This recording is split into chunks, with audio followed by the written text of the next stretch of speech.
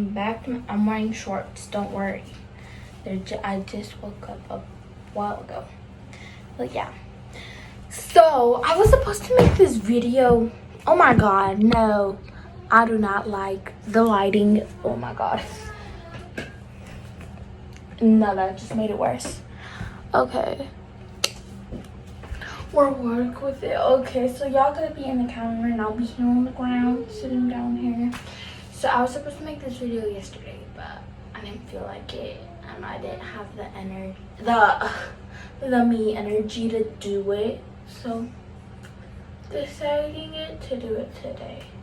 So today, as you guys can see from the title, I will be telling y'all my dramatic childhood story and why I am now. Yeah. Starting off, I wasn't born here. I was born in El Salvador, and I could speak Spanish, just that I just don't speak it here in this YouTube channel because I don't know if some of y'all don't speak it. So I'm always trying to speak English, but it can be hard sometimes. Okay, starting off, I was born there. That's my hood.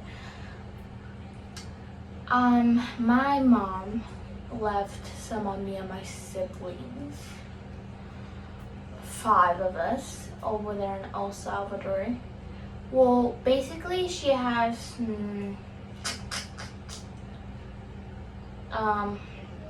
she has 10 kids. But now, like living, she has 7. So starting off, I was born there. I would see lots of violence from the part I was in. My brothers were raised to be cholos. I will leave a description to me what cholos mean. And my sisters became cholas. So I was always used to them being dressed how they dress now, and yeah. We all live here in this state. I'm not gonna say it because privacy reasons. So yeah. So we all grew up in a bad childhood. 2 of my siblings actually died in my arms. One of them, my sister, that you guys might have seen in the shorts, she passed away in my arms. That's a illustration of her. It's an illustration of her. That photo represents her, like the way she would dress and stuff. So she actually died in my arms. She got shot. There was a lot of violence, lots of shootings and stuff, drive-bys. It wasn't safe for us. We wouldn't tell our mom any of this because obviously she would freak out and want us to move, because my brothers were part of a gang. They wouldn't kill or anything. They would just want to protect us, because if you weren't protected, you would be dead. A second. They would go do drive-bys. If you weren't part of a gang, then you do drive-bys. I was around 7 and 8. I was around 7 and 8. My sister died in my arms. My brother, he died on me and my brother's arms. We sadly couldn't save them, but we did save my other siblings who got caught in shot that day. And so that makes 7 of us living, and the 2 who passed away. And you know, you guys might be saying like, okay, if there's 7 of you guys now and 2 passed away, what happened to the other one? The other sibling, may he rest in peace. He actually when he was born, we named him Alex. My mom named him Alex. He passed away in her stomach because my mom was suffering depression, because, you know, me and my brothers were living danger out there. So yeah, and then that's where I got involved in this gang stuff, because I did it for my own protection and for others' protection.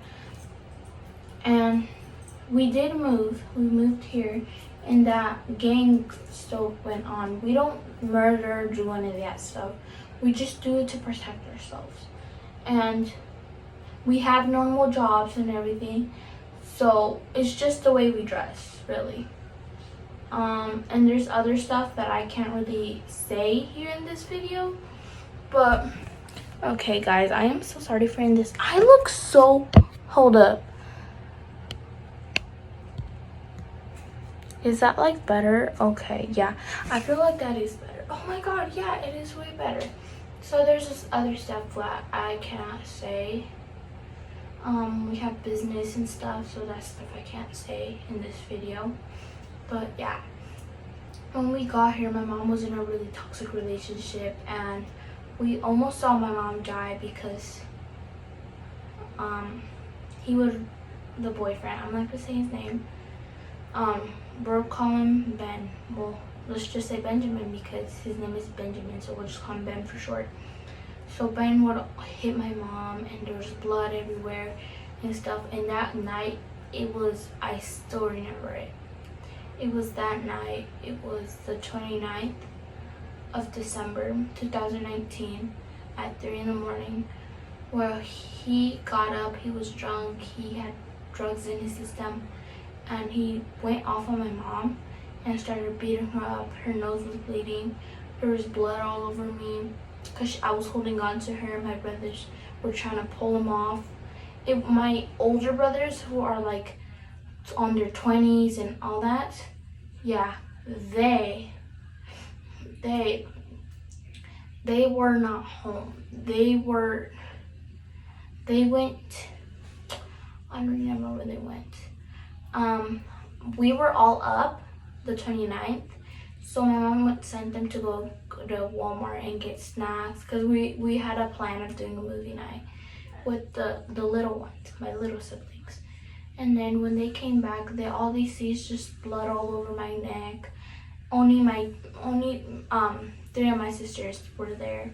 They took the younger siblings. The little boy who shows up in my videos on the school supplies, that's my youngest brother. That's the youngest. He's the baby of the siblings. So, I'm trying not to tear up. It was the most traumatizing thing to lose, 2 of your siblings, have one not being able to know him, and then your mom always dying. Me and my sisters were begging him to stop, and we couldn't do anything about it because he had a knife in his hand. He had a knife in his hand, and we didn't want to. We already experienced being stabbed by knives and stuff, so it was really traumatizing. Sorry, it's my little brother. So it was the worst experience ever to see your mom almost die. Like, when the person who brought you to this life, like, no. Vete para allá. Le voy a decir a mami. Estate ahí, pues. Esto no se puede quitar. Esto no se puede quitar. Esto no se puede quitar. Sorry, y'all. But no. Like I was saying, pero cállate. So it was the worst night of my life. Seeing your mom almost and her life ending. He stopped. Thank God, he stopped. We couldn't call the police because he had taken our phones. Jacob, he had taken our phones, and we didn't have any contact. And it was on a Sunday, and then Monday goes by, and I went with my dad in the afternoon. I felt so bad leaving her, but she told me, "You need to go. I need you to be safe with her. I need you to be safe." I was the only one of the siblings who would go with their dad, my biological dad, because all of us had different dads and stuff. So, yeah. All of us had different dads. I'm not gonna show my brother's face because privacy reasons. So then I told my dad about the whole story, and then he couldn't do anything about it. Hey guys, sorry, my brother just disturbed me and stopped the video. So yeah, I changed. I'm in my room now. So I told my dad about the whole story. He tried to call the police. I told him not to, because or else me and my brothers would have get involved with police, and me and my brothers all have anxiety, this big nerve about police officers. When we always hear that siren, we start to like get memories and just start panicking. My brothers know how to control it, but it's me and my sisters who don't know how to control all that bad memories we have in our minds. It's us who can't control it. And the way I dress and stuff is because I was always used to seeing that, and I was always used to being that. So he got arrested. Thankfully, he's gonna be there in 10 years for 10 years in jail. My brothers are now protecting me and my mom, and my little brothers and sisters. I mean, it's really me and my sisters and my brothers, all of us, because we're all grown. We're all in our 12s, 19s, 15s, 16s. Because my mom got pregnant of my siblings when she was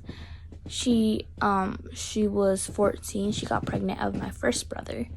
And yeah, so that's my story, guys. I hope you guys are enjoying your childhood and not living one like mine, where violence was being seen, blood, dead bodies and stuff. But I will also share this other story now that I'm speaking on my childhood. My sister, when she passed away, I cried in her funeral. We always go to her grave and go leave her flowers. So is my brother.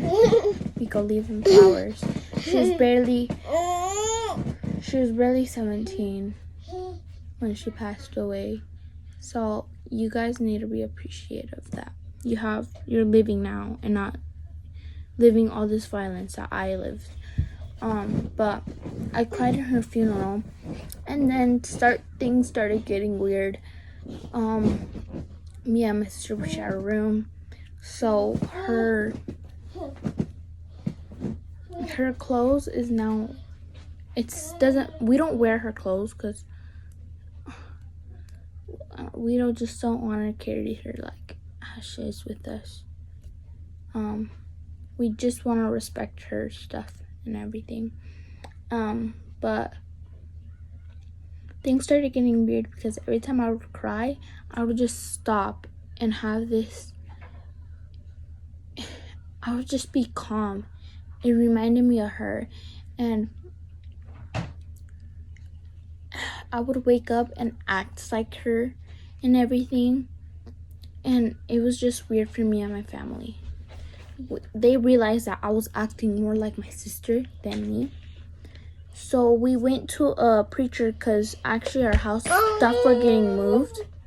Like how my sister and brother would leave stuff. It was like if they were still with us, but we couldn't see it. Every time we get back home, like stuff were being misplaced or stuff. But it wouldn't creep us out because we thought it was one of our dead relatives or dead friends or dead relatives. So we actually went to... Cállate, estoy hablando. No. Okay, give me a minute. Now I'm in my mom's room. But yeah. Like I was saying, we went to a preacher, and the preacher did like the summoning on me and my brothers. But apparently I carry my sister's spirit inside me of being like, her spirit is inside me. She's like reliving but on me. So I'm reliving her life. That actually made all of us tear up when we heard that, because the preacher told us that apparently she had chosen me to relive her life inside me. So ever since that day, I've been so happy that I have carried her with me everywhere I go. And it's just amazing how like that stuff happens. But yeah, Well, I hope you guys have a great day, great afternoon, great everything, and see you guys in my next vlog. Happen when you ain't popping every night. Gotta risk it all, tryna